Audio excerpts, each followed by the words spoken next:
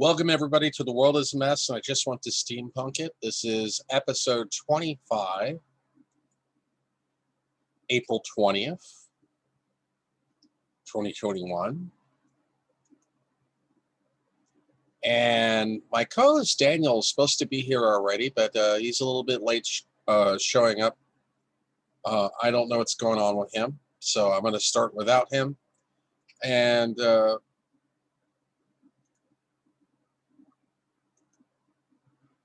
anyway, I wanted to talk about I watched the Apple live event.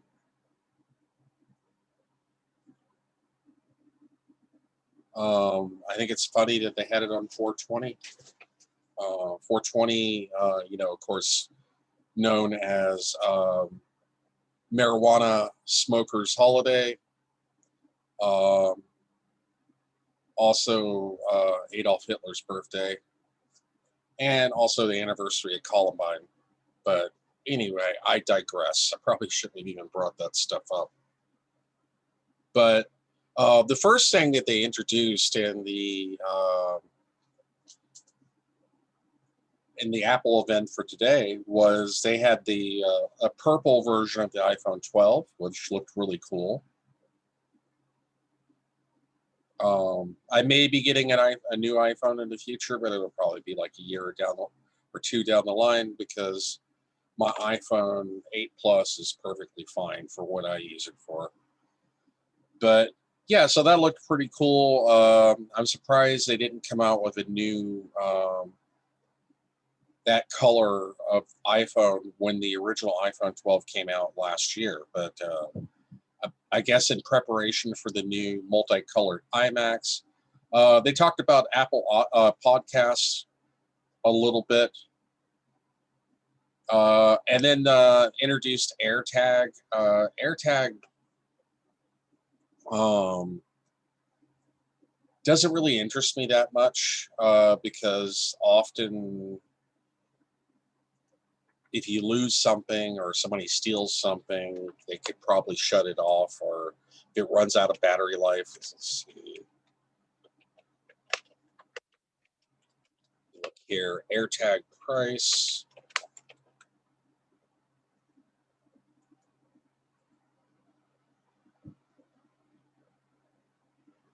There's a version for $29 and $99, but I mean, it's kind of a neat idea. It's kind of like it reminds me, it's well intentioned. Reminds me of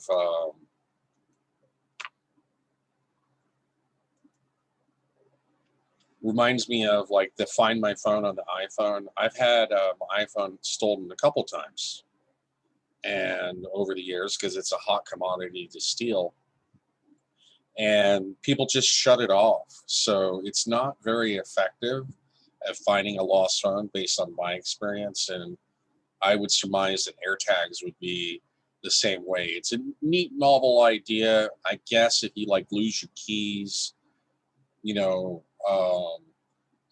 people are less likely to steal your keys than they are iPhone.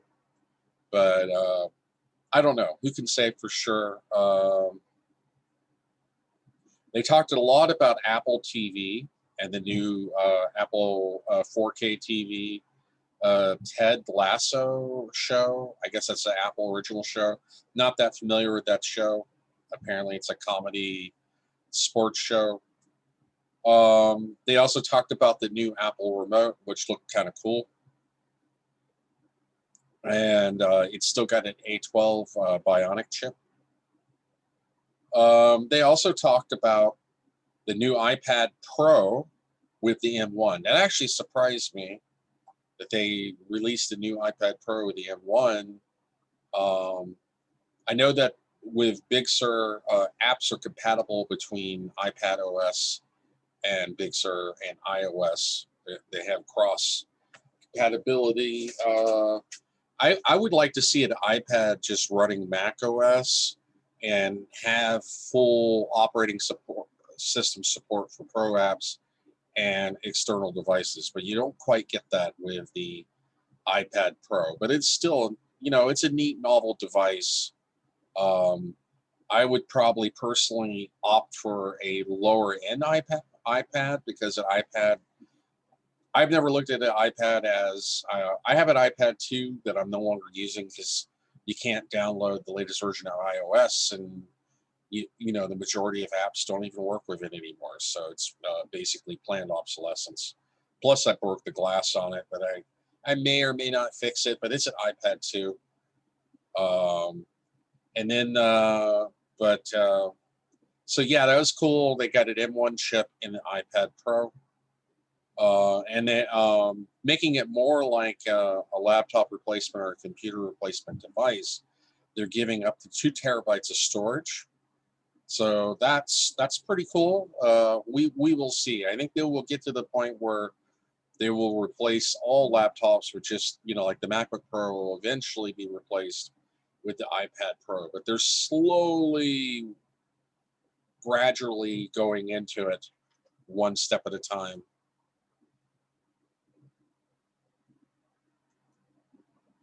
I guess Daniel's not joining me. I don't know what happened with him. I sent him a link. Anyway, so I will continue to talk about the Apple event.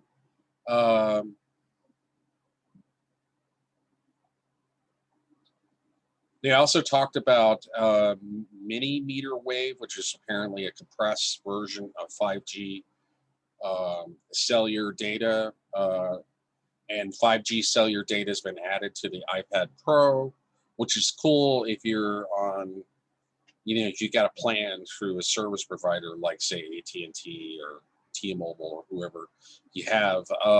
I've never had the need to do that. Although I knew a lady that was a social worker, and she carried around an iPad Pro, and she used it like a laptop, and she had cellular data on her iPad Pro. So if you're using it for professional stuff and you don't need to be doing anyway, it's like Daniel is here.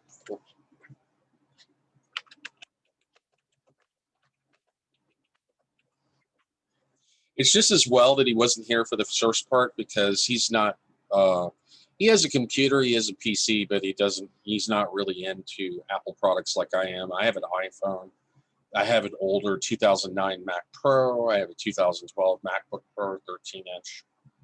So I am totally into the Apple ecosystem. I'm on the trailing edge of technology. Let's see.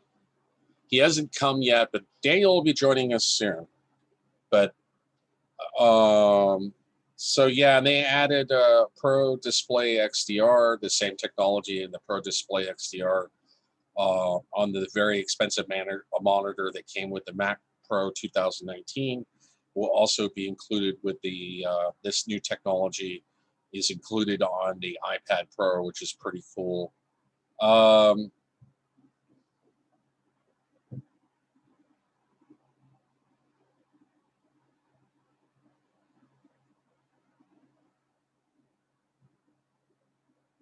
And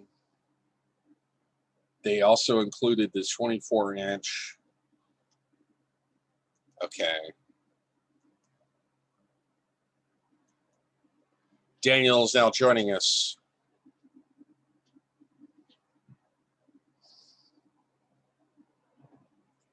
Hello, Daniel. We're talking about the, you know, I've been filling the void. I've already started the podcast about 8 minutes ago, and I was talking about the Apple event that they had today, the live event, the 420 event with Tim Cook and a lot of the other engineers and developers. They basically introduced a new version of the Apple TV 4K, a new Apple remote, new show or they talked about Ted Lasso show that's only on Apple TV. They introduced AirTag.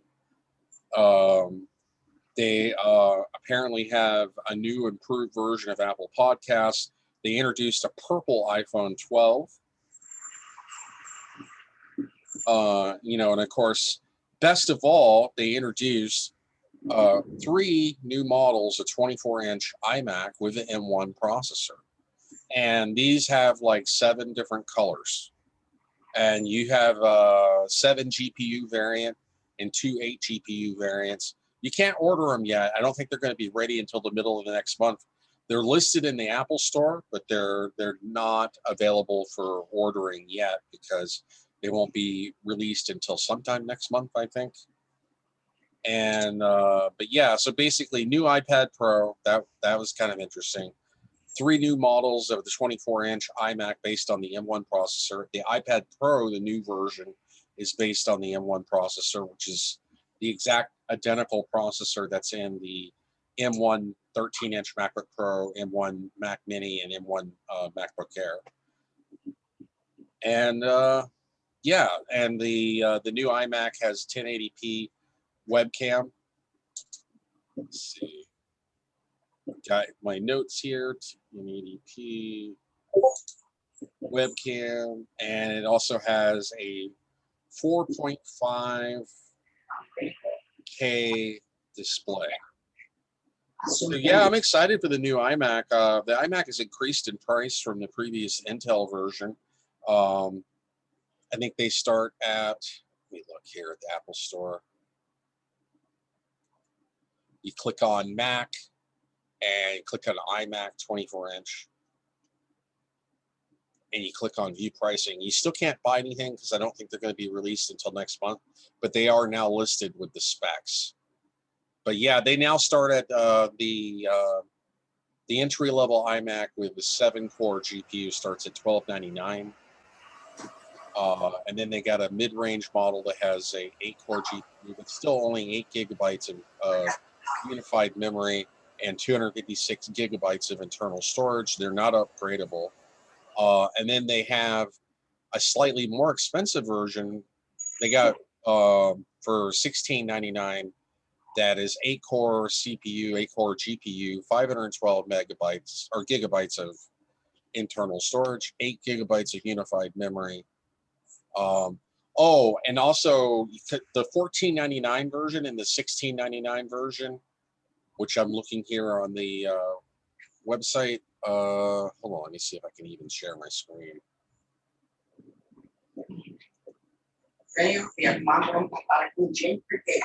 Anyway, so that these it's pretty intriguing. They have not released a replacement for the Mac Pro. The latest version of the Mac Pro is still the 2019, and they have not released a replacement for the 16-inch MacBook Pro. And they haven't released a replacement for the 27-inch MacBook Pro, and they still sell the 21-inch dual-core i5 iMac from 2017. So yeah, it's kind of a mixed bag. They're slowly transitioning to Apple Silicon. So what's going on with you, Daniel? You still there? Yeah, I'm here. Everything going okay with you? I guess that's about it for the Apple event. I wanted to, because I do a tech broadcast. I do a podcast. My podcast includes, I talk about technology, I talk about entertainment news, I talk about politics. So that was something I wanted to talk about today. And so it was just as well that you got with us 8 minutes later, because you're not really that big into Apple products. Am I correct? I like computers, yeah. So that's interesting. Did you have any questions about the new Apple products that they announced today? No. No? Okay. But, so what's on your mind, Daniel? So I'm here in North Hollywood, and you're there in Bellwood, Ontario, Canada. I heard that they had a new outbreak of COVID in Ontario. Is that correct? I heard about. Well, I kind of heard something about that. I'm not really sure. Okay, well you're kind of out of the mainstream anyway. But apparently the premier of Ontario, because they don't have governors there, I guess they're called premier, apparently wouldn't allow paid sick leave, and that forced workers to come into work sick and then spread the COVID virus. And apparently Canada right now is having the highest rates of COVID ever since the pandemic began. So we're not out of the woods this, ladies and gentlemen. We're still dealing with COVID. I'm going on Wednesday to get vaccinated. I have an appointment tomorrow. So I will let you know how that goes. Hopefully I don't get too sick from it. Anyway, so what else is on your mind, Daniel? We've talked about COVID outbreaks in Canada, and you don't really know too much about that. So we can move on to other topics that you're more comfortable or more knowledgeable discussing. Okay.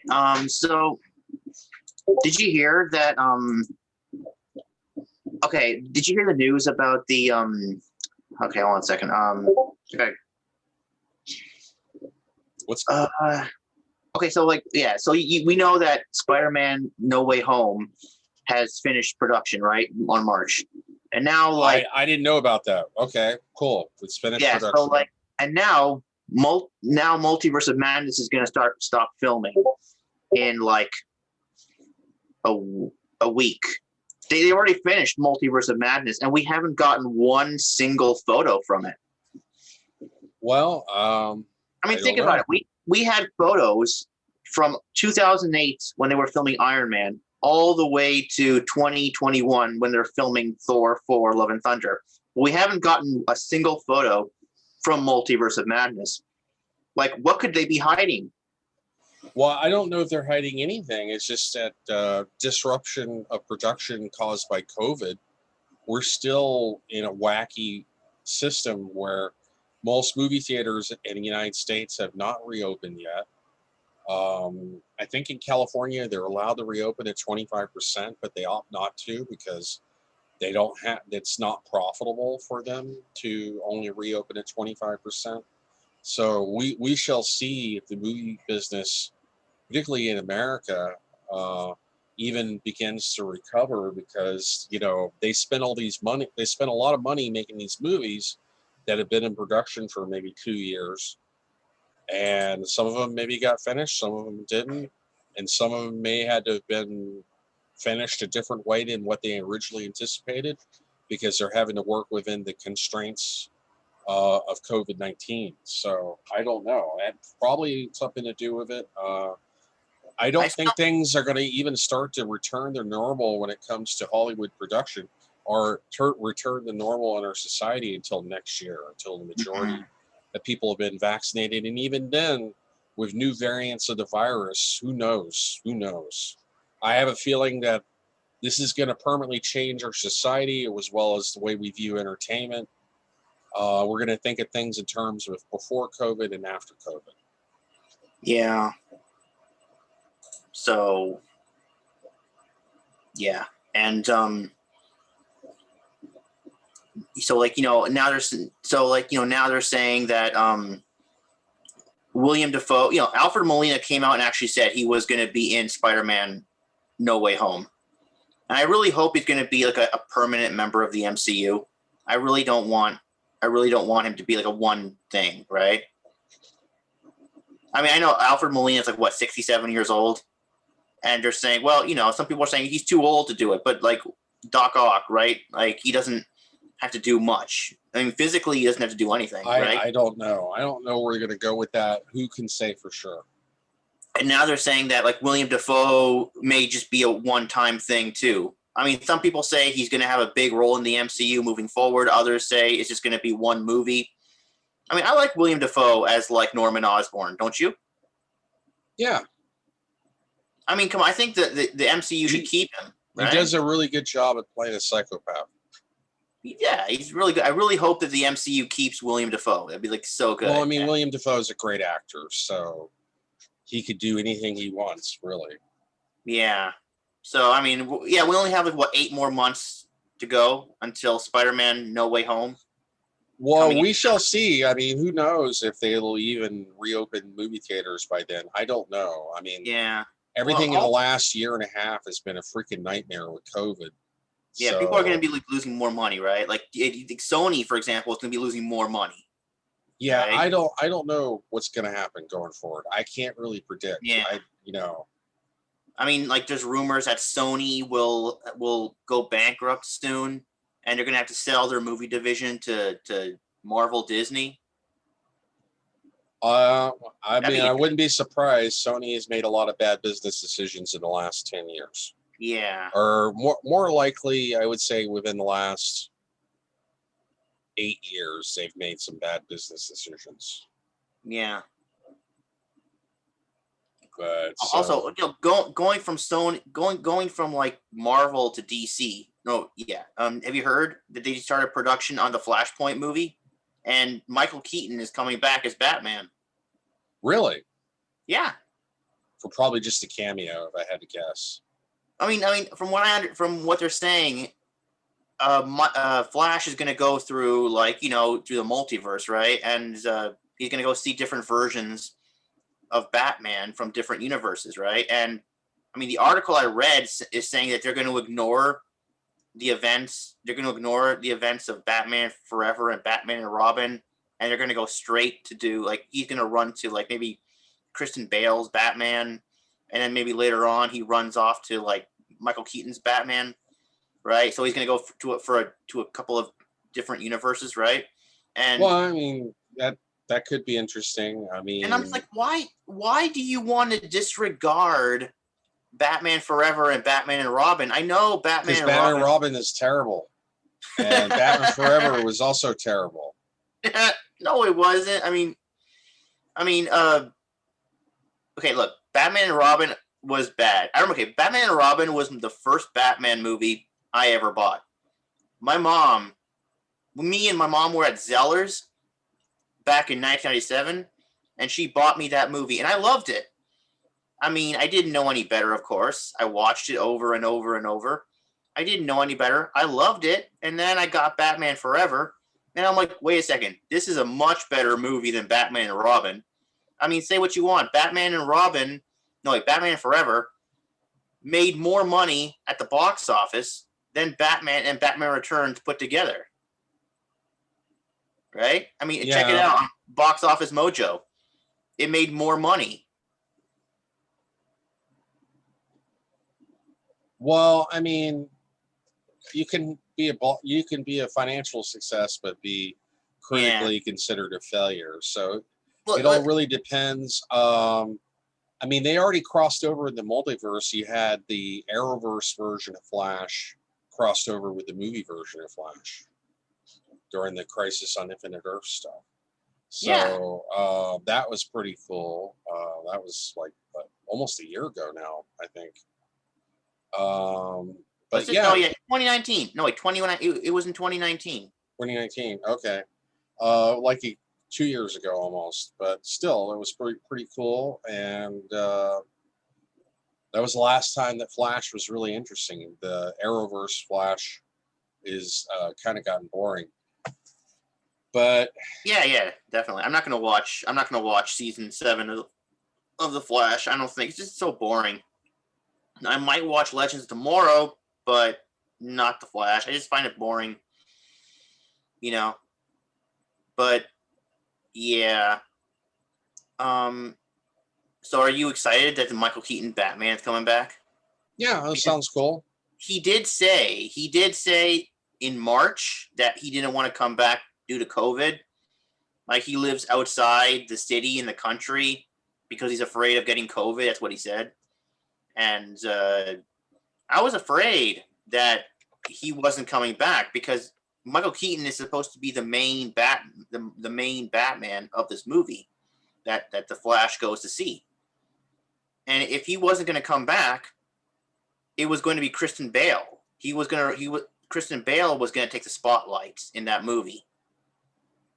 And I'm just like, well, I don't know if I like Kristen Bale as the main multiverse Batman in that movie. So yeah. And remember, Kristen Bale got his back broken by Bane. Cool. So he's not going to do nothing. I didn't really like the third Batman movie, the third Christopher Nolan movie. The Dark Knight Rises wasn't really that good in my opinion. I mean, aesthetically it looked really cool and the action scenes were pretty cool, but I didn't really like the story. I thought the story was really weak. I thought the way they portrayed Bane was really weak as a villain. So yeah, I was really disappointed. I was really hoping they would at least explain what happened to the Joker from The Dark Knight, because he technically didn't die at the end, but they just kind of left it as a plot hole. So it was very disappointing. We've got 5 minutes left because I had already started the podcast before you joined. One of the things I wanted to talk about was the rover on Mars, the Mars 2020 rover mission. You got Perseverance and Ingenuity. Ingenuity is the first flight. You know, granted, it's autonomous. It's basically a robot drone, but they've deployed the first helicopter flight on Mars. They got an unmanned helicopter, and they've got a satellite connected to the Deep Space Network, and they're able to communicate through Earth. Although there is a 15-minute variance of delay, because it takes the speed of light. It takes about 15 minutes to get from Earth to Mars, and that's the speed that radio signals travel at. So, Is it but true? despite all the hurdles, they've got the Perseverance has been exploring the surface of Mars, and it's dropped off the helicopter. The helicopter doesn't have any called Ingenuity, doesn't have any scientific instruments, but it does have a camera, and it can communicate with the rover and with the Deep Space Network, and it can communicate back to Earth. Although it is designed to be autonomous and is pre-programmed to do things on its own. I know that they took a long time to charge the battery. They had to re-download the operating system because they were having some glitches with it. But have you been following the news on that, Daniel? No, I've seen a little bit of it online. Yeah. So cool stuff. I mean, yeah. the first flight on Mars, they compared it to the first powered flight on Earth, which was 1903. So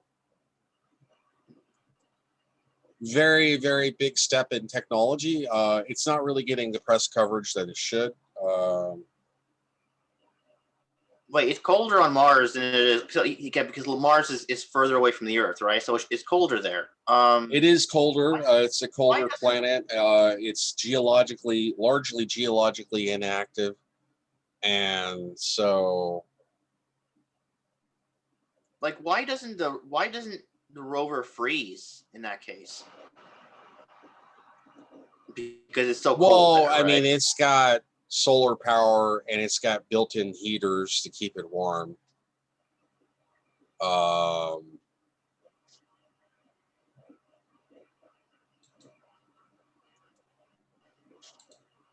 But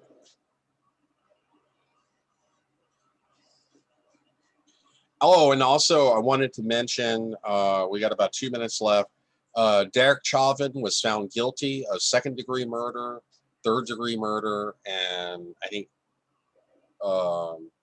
third-degree manslaughter. Let's see. Who's that? Sorry. He's the guy that he's the police officer who murdered George Floyd. Now he's a former police officer. He was found guilty. That's just good news for for social justice and for criminal justice, because just because you're a police officer, you shouldn't be held above the law. I know. Which often happens. It's crazy. I mean, these cops, they can get away. They can do whatever they want to civilians. So Chauvin is he will spend probably the rest of his life.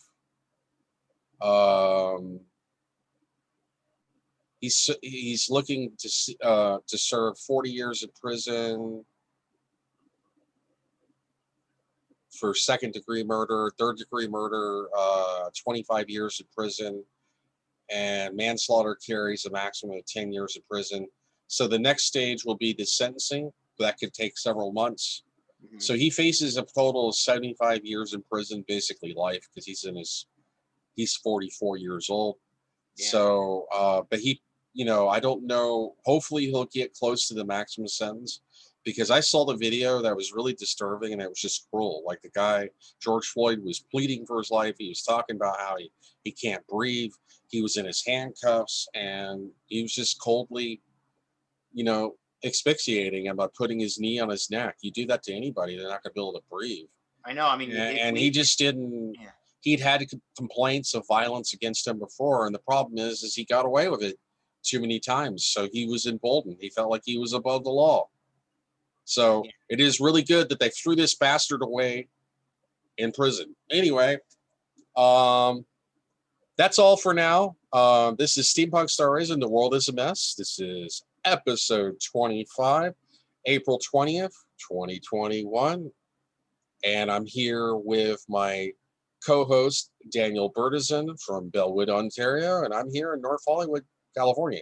Thank you very much for listening or watching if you were watching this on YouTube. This is Steampunk Starraisin out. You have a nice day, and I will see you 25 billion years. I will. Bye-bye.